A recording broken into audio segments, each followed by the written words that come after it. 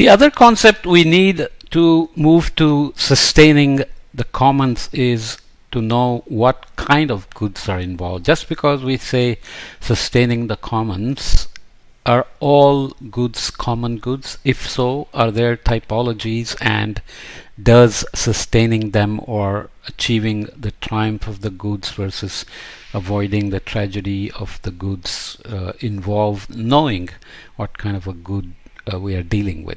It turns out that this is very critical, because often we assume that a good is a good, a road we assume is a common good, but actually there is a structure around it. The road fits into a framework which we have to understand before we can move to sustaining the goods. Okay, so oops, let me bring up the I don't know why it does this to me. Bring up the pointer here. I have this HP thing that works most of the time, but not as smooth as the Microsoft Surface, but that's a very expensive machine. Anyway, typology of goods. Many social dilemmas are related to the production of or consumption of goods. In this section we describe different types of goods and how rules relate to them. We can use two attributes, exclusion and subtractibility. Exclusion and subtractibility as the attributes of the goods to distinguish four basic goods and services. Exclusion relates to the difficulty of restricting those who benefit from the resource or service. So once it's available, everybody can use it. You cannot really exclude people. Subtractibility refers to the extent to which one individual's use subtracts from the availability of a good or a service for consumption by others. We'll look at examples and this will become clearer. Different levels of exclusion and subtractibility define different types of goods. So what do these dimensions actually mean for goods and services? Let's discuss the different dimensions in a bit more detail. Okay, we have to go through these and read the text unfortunately or fortunately to get to where we want to go. Subtractable goods, the use of a good or service by one participant in an action arena reduces the availability of the good or service to another participant. Look at this example and then you can imagine 1,000 others by yourself. Examples of fossil fuel, like oil for example, which is a key consideration for global warming.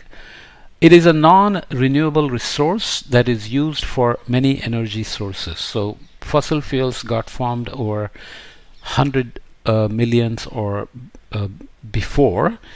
There is an interesting story about why it stopped being produced more recently, evolution of termites and so on. But nonetheless, it's formed and it's there and we're digging it up and using it, and it's not renewable as opposed to solar and wind, for example. The gallons of gasoline that you put in your car cannot be used by somebody else after you have burned the gasoline during your trip. So let's not worry about emissions. It's just you go, you pump gasoline into your tank and you drive off.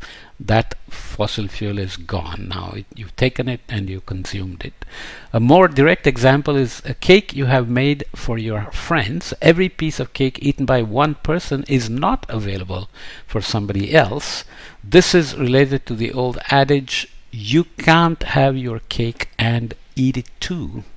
Either you have it and you eat it, it's gone, right? Non-subtractable goods, the consumption or use of the good or service by one participant in the action arena does not reduce the availability or utility of the good or service to another participant. Examples here: reading an article on Wikipedia does not reduce availability of the article for somebody else. So it's a good, it's a service, and many people can use it without affecting the other person's ability to use the same resource. Many information goods like movies, photos, books, and scientific knowledge have this property. You can watch a movie, billion other people can watch it as well. Doesn't stop the others just because you watched it. But we'll come to a situation like a library where if you take out the DVD, which we don't do anymore, then somebody else has to wait for you to return it. Excludable. Any excludable good or service is one that a participant can be prevented from accessing if they do not pay for it or have passed another form of entry barrier. Very easy example. Going to the movies requires you to buy a ticket to get access.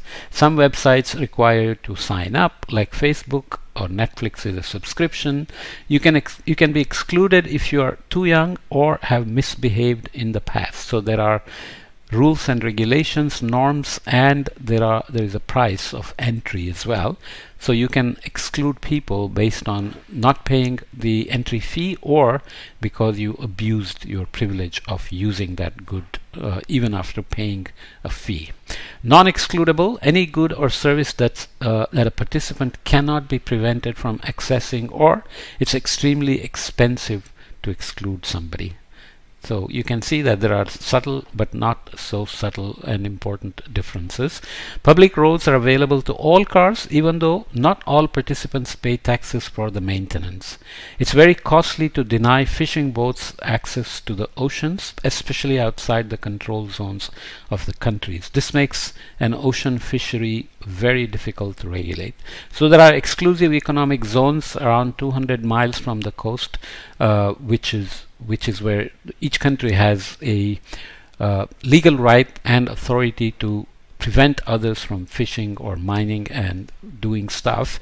But in the open ocean there are international rules and regulations and norms, but it's the Wild West, so any boat can go and trawl up tons of fish or mines to recover, precious metals and so on and so forth. Okay, so that's a non-excludable good. Okay, so when we combine these two dimensions, now we can define 4 different types of goods. So we have 2 attributes, subtractable and non-subtractable, excludable and non-excludable. So it's subtractable, excludable, and then you have the other part, non-subtractable, non-excludable. So 2 main attributes. Okay, so when we combine these 2 dimensions, we can define 4 different types of goods: private goods, club goods, public goods, and common pool resources. Getting a little complicated in terms of concepts, but try to track them. Private goods, club goods, public goods, and common pool resources.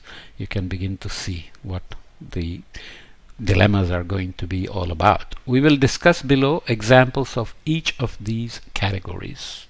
Right? You have subtractable and excludable. They become private groups. So you have, let's say, I don't know, swimming pool where you need membership and only certain number of people are allowed at a time. So if you are swimming, somebody else cannot swim, and you can exclude people who don't pay membership or qualify in other ways. Or you have subtractable and non-excludable, where you have common pool resources. So let's say it's a public pool where you just get a permit from the city, and you can still use the pool in a limited number, but here you cannot exclude people. They can wait their turn and get their access because it's a common pool resource. Swimming pool, common pool. How did I come up with that, right? And you have non-subtractable and excludable. Then they become club goods. So you have, I don't know, you think about something here. Let's say it's a restaurant or a club, typically a sports club which has a bar and a restaurant where you can become a member and you can eat, and if you eat, doesn't prevent others from eating because they will make more, and you can still exclude people by membership and other criteria. And you have non-subtractable and non-excludable. Then it becomes public good. So what are we going to try to sustain? You can imagine, but keep these things in mind as we go forward, because we will not explicitly say each time whether we're dealing with subtractable, non-subtractable, excludable, non-excludable.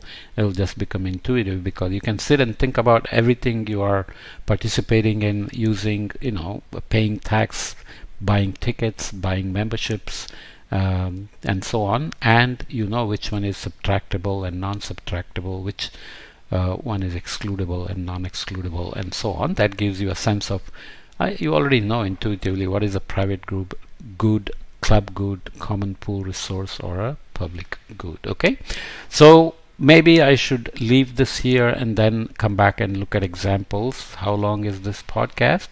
It's already 10 minutes, so let's leave it and add examples in the next podcast. Okay.